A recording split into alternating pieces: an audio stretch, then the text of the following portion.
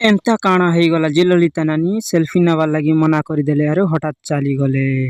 Hello guys welcome to my mini blog. मुई आसीचे इटा पहरी देखी आउ पहरी देखुथिली आरू ई नानी जणे जिन हिसाब रे मीठा स्वर रे गाउछन कि नानी संगे सेल्फी आउ वीडियो नहीं बनाले हेबा के बैली आउ इटा सेल्फी आउ वीडियो बनौछे। तो चलो नानीर वॉइस के सुनमा जिन मीठा स्वर रे गाउछन जे।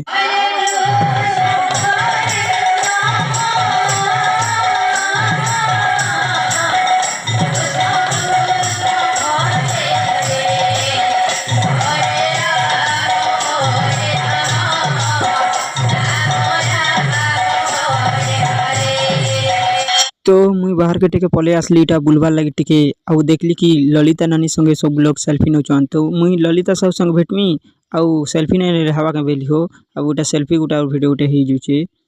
तो आज मिनी ब्लॉग एतकी थला ना हो जदि भल लाइक गोटे फॉलो कर दबो।